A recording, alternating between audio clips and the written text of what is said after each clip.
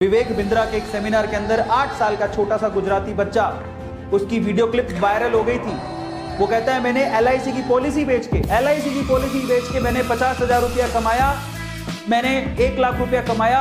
अब आप मुझे ये बताओ कि 1 लाख को 1 करोड़ में कैसे बदला जाता है। ये क्लिप देखी थी तुम लोगों ने? छोटा सा बच्चा था वो। तो जो छोटा सा बच्चा जब ऐसी बात कर सकता है तो तुम क्यों नहीं कर सकते हो? आपका क्या क्वेश्चन है? कितने साल का है भाई? 12 साल का। कुर्सी पे खड़े हो भाई। मेरा नाम तिलक सोजित्रा है। हाँ। फ्रॉम गुजरात। हाँ। छोटे सिटी जामनगर से।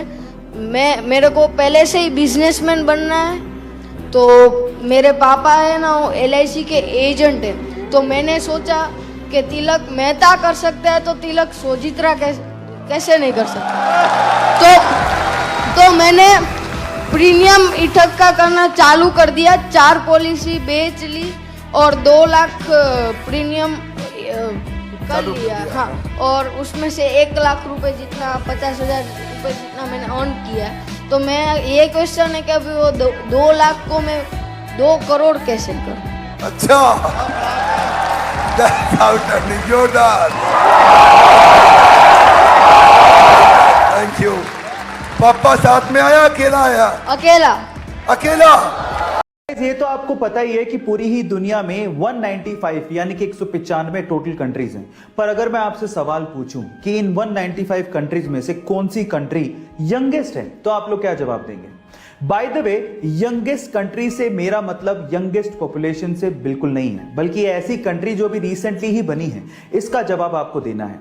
चलिए इसका जवाब मैं आपको देता हूं। उस कंट्री का नाम है साउथ सूडान, जिसे कि सन 2011 में, जी हां, सन 2011 में सूडान से फ्रीडम मिली थी। यानी कि सन 2011 में साउथ सूडान कंट्रीज की लिस्ट में शुमार हुआ था। है ना ये इंटरेस्टिंग फैक्ट? गाइस, तीखी होने के बावजूद भी इस दुनिया में कई लोगों को मिर्ची खाना बड़ा अच्छा लगता है, लेकिन थोड़ा संभल के गाइस, क्योंकि इस दुनिया में एक मिर्ची ऐसी है जिसे खाने के बाद आप लोग सीधे ऊपर पहुंच जाओगे। हाँ गाइस, ये मिर्ची इतनी ज्यादा डेंजरस है। इस मिर्ची का नाम है ड्रैगन ब्रीथ चिली पेपर, जो कि इतनी ज्यादा डेंजरस है जिसे खाने के बाद आपको लगातार शॉक लगते हैं और उसके बाद आपकी मृत्यु हो जाती है। पर सवाल यह है कि इतनी डेंजरस मिर्ची को आखिर बनाया क्यों गया? तो उसका आंसर यह है कि इसे मेडिकल ट्रीटमेंट में इस्तेमाल किया जाता है एज एन एनेस्थेटिक ड्रग, जिससे आपकी स्किन को सुन्न करके ऑपरेशन किए जाते हैं। है ना इंटरेस्टिंग फैक्ट? कोका कोला एक ऐसी ड्रिंक जो पूरी दुनिया में बहुत ज्यादा फेमस है। पूरी दुनिया के ऑलमोस्ट हर एक कोने में आप इसे खरीद कर पी सकते हैं। लेकिन पूरी दुनिया के 2 ऐसे देश हैं जहां पर कोका कोला ऑफिशियली नहीं बिकती। पर सवाल यह है कि वो कौन से देश हैं? डोंट वरी, मैं आपको बताता हूं। उन देशों के नाम है नॉर्थ कोरिया एंड क्यूबा। अब नॉर्थ कोरिया या क्यूबा का नाम सुन के शायद आप ये सोच रहे होंगे कि वहां के तानाशाही की वजह से ये ड्रिंक्स वहां पे नहीं बिकती होंगी, लेकिन ऐसा नहीं है। US ने खुद ने ही इन दोनों देशों पे ट्रेडिंग के प्रतिबंध लगा रखे हैं। हालांकि अनऑफिशियली ये देश मैक्सिको और चाइना से, जो कि इनके नेबरिंग देश है, वहां से एक्सपोर्ट करके कोका कोला को मंगवाते हैं। यानी कि महंगे दामों में आप वहां पे कोका कोला का सिप का मजा अनऑफिशियली ले सकते हैं, लेकिन ऑफिशियली नहीं। गाइस, कंपनीज में सिलेक्शन किस बिहाव पे होता है? क्या आपने कभी सोचा? मतलब ऐसी कौन सी क्वालिटी है जो आप में हो जिससे आपका जॉब इंटरव्यू में सिलेक्शन हो जाए? चलिए मैं आपको बताता हूं। रीसेंट स्टडी से यह पता लगा है कि कंपनीज के HR आपकी इंटेलिजेंस से ज्यादा आपकी रिलायबिलिटी पे फोकस करते हैं। मतलब आपके दिमाग चलाओ एटीट्यूड से ज्यादा आप कितने टिकाऊ हो इस चीज पे ध्यान देते हैं। आप ट्रस्टवर्दी हो कि नहीं, आप जॉब पे टिकोगे कि नहीं, ये उनके लिए ज्यादा मायने रखता है।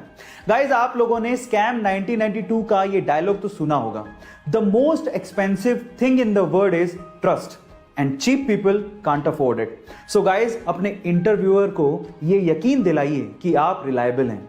गाइस, जब भी अर्थ शेक करती है यानी कि धरती हिलती है तो उसे अर्थक्वेक कहा जाता है। आपको तो ये बात पता ही होगी। और हमारे साइंटिस्ट लोगों ने हमारी अर्थ पे बहुत जगह पे अर्थक्वेक्स को रिकॉर्ड भी किया है। आपने भी कभी ना कभी इसे महसूस किया होगा। लेकिन सवाल यह है कि अगर हमारी अर्थ प्लेनेट को छोड़ दें तो इसके अलावा अगर किसी और प्लेनेट पे ऐसे ही वाइब्रेशंस महसूस किए जाएं तो क्या उसे भी अर्थक्वेक ही कहेंगे? नहीं।